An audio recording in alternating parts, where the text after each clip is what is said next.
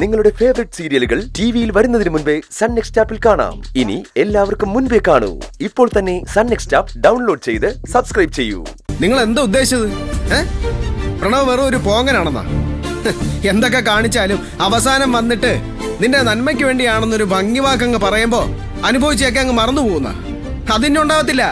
കാരണം ഇനി നിങ്ങൾ എന്റെ ആരുമല്ല. നിനക്കെന്നെ നിന്റെ ചേട്ടനല്ലാതെ കാണാൻ കഴിഞ്ഞേക്കും. പക്ഷേ നീ എന്റെ അനിയനല്ലെന്നോ കൂടപ്പുറപ്പല്ലെന്നോ പറയാൻ പോയിട്ട് ചിന്തിക്കാൻ പോലും എനിക്ക് പറ്റില്ലടാ. നോക്ക്, മേലിൽ ഇങ്ങനത്തെ തത്വശാസ്ത്രവും പറഞ്ഞുകൊണ്ട് എന്റെ മുന്നിലേക്ക് വന്നു പോരുത്. എന്റെ ഒരു അപേക്ഷയാണത്.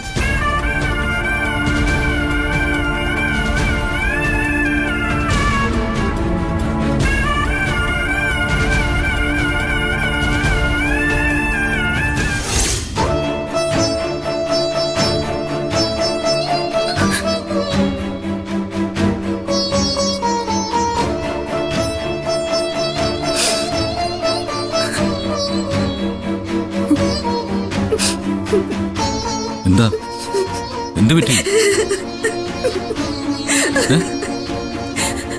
എന്താ എന്ത് പറ്റി നിനക്ക്? എന്താ ഇത് നിധി? കരയല്ലേ? കരയാതിരിക്കുന്നീ നിവർന്നേ, ചോദിക്കട്ടെ ഞാൻ. എന്തു പറ്റി നിനക്ക്? വയ്യ ഗൗതം, ഇനി എനിക്ക് പിടിച്ചു നിൽക്കാൻ വയ്യ.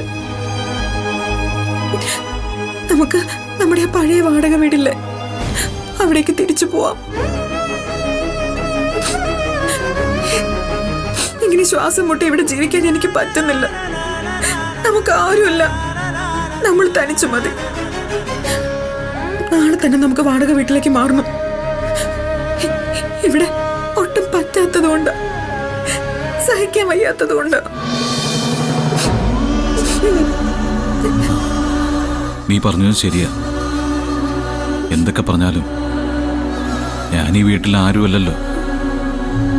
എല്ലാം ഉപേക്ഷിച്ചിട്ട് എന്നെങ്കിലും ഒരിക്കൽ ഇറങ്ങേണ്ടവൻ തന്നെയാ ഞാൻ.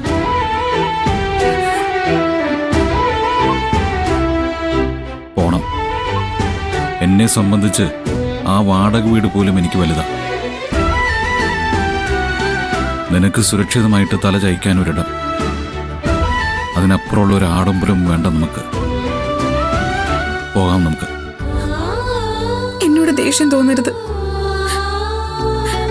വെറുപ്പോടെ മാത്രം നോക്കുന്ന ആൾക്കാർക്ക് നടുവിൽ ഇനി എനിക്കിങ്ങനെ നെഞ്ചുരുക്കി ജീവിക്കാൻ പറ്റാത്തതുകൊണ്ട്. ഞാൻ പറഞ്ഞില്ലേ നിധി, നമുക്ക് പോവാം. പക്ഷെ അതിപ്പോഴല്ല. ഇപ്പോ നമ്മൾ ഇവിടെ നിന്ന് ഇറങ്ങിയാൽ അത് നമ്മൾ തെറ്റ് ചെയ്തുകൊണ്ട് ഇവിടെ നിന്ന് ഇറങ്ങിപ്പോകുന്നതിന് തുല്യമാവും. അത് പാടില്ല. നമ്മുടെ ഭാഗത്തും ന്യായമുണ്ടായിരുന്നുവെന്ന് ഇവിടെയുള്ള എല്ലാവരെയും ബോധ്യപ്പെടുത്തണം. ഏറ്റവും കുറഞ്ഞത് അമ്മയെയും പ്രണവിനെയെങ്കിലും നമ്മൾ ചെയ്തത് നല്ലതിനു വേണ്ടിയായിരുന്നു എന്ന് മനസ്സിലാക്കണം. അത് കഴിഞ്ഞാൽ നമ്മൾ ഇറങ്ങും. ആരോടും പരിഭവും പിണക്കവും വാശിയും ഒന്നുമില്ലാതെ എല്ലാ സ്നേഹത്തോടെയും യാത്ര പറഞ്ഞ് ഒരു പടിയിറക്കും. എങ്ങനെയെങ്കിലും നീ ഈ വീടിന് പുറത്താവണമെന്ന് ആഗ്രഹിക്കുന്ന ഒരാളെങ്കിലും ഈ വീടിനകത്തുണ്ട്.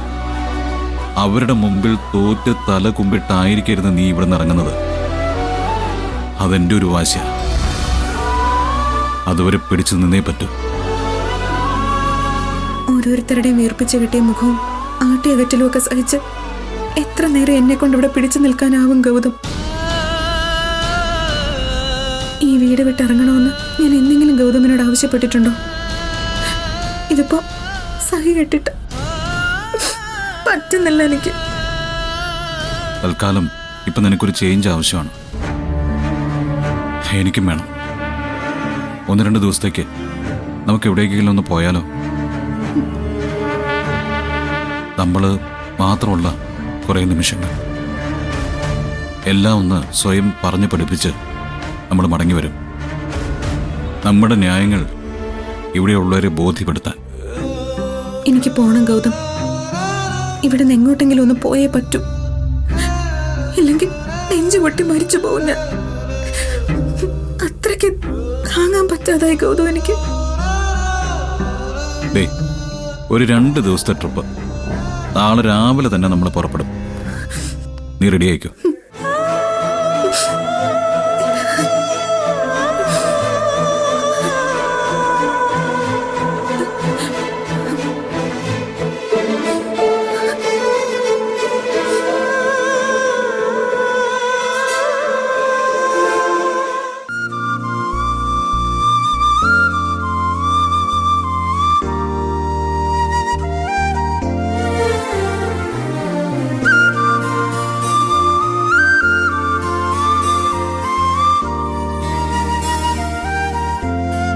ഗൗതം, എന്താ?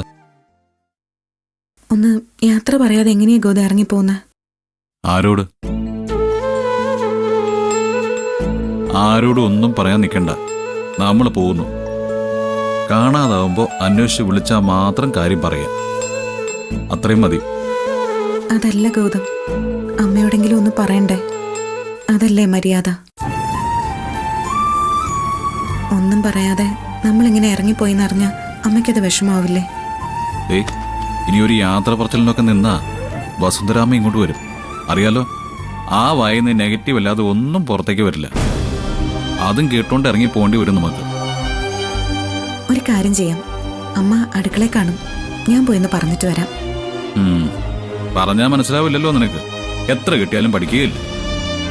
വേറൊന്നും കൊണ്ടല്ല, അമ്മയോട് പോലും പറയാതെ ഇറങ്ങിപ്പോവാൻ മനസ്സ് വരുന്നില്ല എനിക്ക്.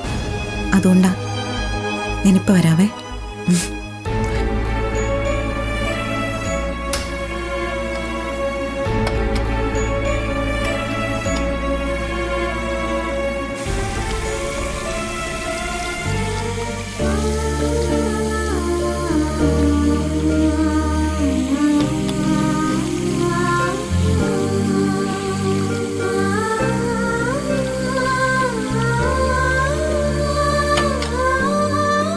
അമ്മേ,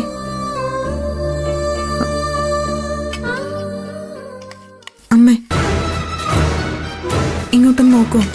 എനിക്കൊരു കാര്യം പറയാനുണ്ടായിരുന്നു. അതെ, ഞാനും ഗൗതവും കൂടി ഒരു 2 ദിവസത്തേക്കൊന്ന് പുറത്തു പോവാം. ഞാൻ പറയുന്നത് അമ്മ കേൾക്കുന്നുണ്ടോ? ഞങ്ങള് 2 ദിവസം കഴിഞ്ഞേ വരൂ.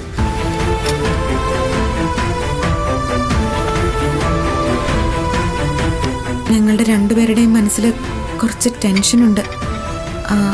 അതൊന്ന് മാറ്റിയെടുക്കണം. അതിനു വേണ്ടിയാ പോകുന്നത്. നേരത്തെ തീരുമാനിച്ചതൊന്നുമല്ല, ഇന്നലെ രാത്രിയിൽ തോന്നിയതാ.